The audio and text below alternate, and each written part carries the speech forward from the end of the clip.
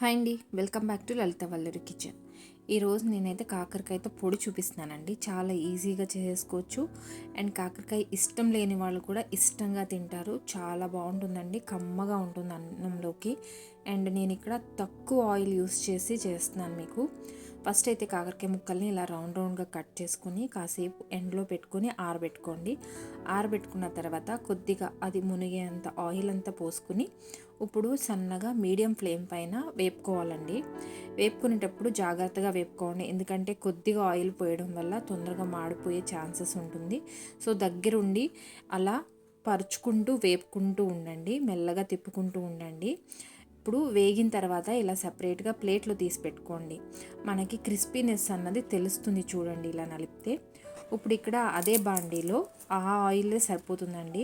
2 స్పూన్ల వరకు ఇప్పుడు పచ్చిశనగపప్పు తీసుకుంటున్నాను. అది కొంచెం అలా మీడియం ఫ్లేమ్లోనే వేపుకోవాలండి, ఎక్కువ ఫ్లేమ్ పెట్టుకోవద్దు. సో కాసేపు వేగిన తర్వాత ఇప్పుడైతే నేను వేరుశనగ గుళ్ళు అయితే తీసుకుంటున్నానండి. అదే 2 స్పూన్లే తీసుకుంటున్నాను. ఇప్పుడు బాగా మీడియం ఫ్లేమ్లో వేయించుకున్న తర్వాత అది సపరేట్గా తీసేసుకోండి. ఇప్పుడు అదే బాండీలో అదే ఆయిల్లో ఎక్స్ట్రా ఆయిల్ ఏం పోయక్కర్లేదండి. దాంట్లోనే మీరు కొద్దిగా ఇప్పుడు ధనియాలు వేయించుకోవాలండి. 2 స్పూన్ల దాకా ధనియాలు, ఒక హాఫ్ స్పూన్ వరకు అయితే ఆవాలు వేసుకోవాలి. ఇప్పుడు 2 స్పూన్ల వరకు జీలకర్ర అయితే వేసుకోవాలి. ఇవన్నీ కూడా మీడియం ఫ్లేమ్లోనే వేయించుకోవాలండి. ఇప్పుడు 10 ఎండుమిరపకాయల వరకు తీసుకొని మీరు కారం తగినంత చూసుకుని వేసుకోండి.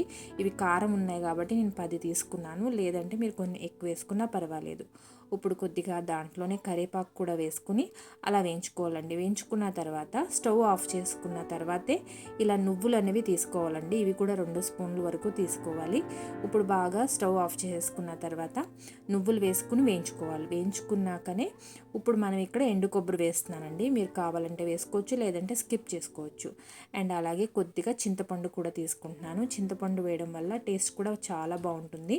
ఇప్పుడు బాగా చల్లారిన తర్వాత ఇప్పుడు మనం గ్రైండ్ చేసుకోవాలండి. కొంచెం బరకగానే గ్రైండ్ చేసుకోవాలి. ఫస్ట్ అలా తీసుకుని ఇలా చూడండి, ఇలా కొంచెం కోర్స్గా గ్రైండ్ చేసుకోండి. బాగా ఎక్కువ మెత్తగా పొడి చేసుకోవద్దు. ఇప్పుడు అది వేసుకున్న తర్వాత ఇప్పుడు మనం ఇక్కడ ముందుగా వేయించి పెట్టుకున్న కాకరకాయ ముక్కలు అండ్ తగినంత సాల్ట్ కూడా వేసుకోవాలండి. అండ్ ఇక్కడ 10-12 వరకు నేను వెల్లుల్లి రెబ్బలు అయితే వేస్తున్నాను. ఇప్పుడు ఇవన్నీ కూడా బాగా ఇలా కోర్స్గా గ్రైండ్ చేసుకుంటే సరిపోతుందండి. ఇలా అయితే మీకు రైస్లోకి చాలా బాగుంటుంది. మీకు నచ్చితే కనుక మీరు ఒకసారి ట్రై చేసుకొని చూడండి. ఎలా ఉందో నాకు కమెంట్లో కమెంట్ చేయండి. Thank you.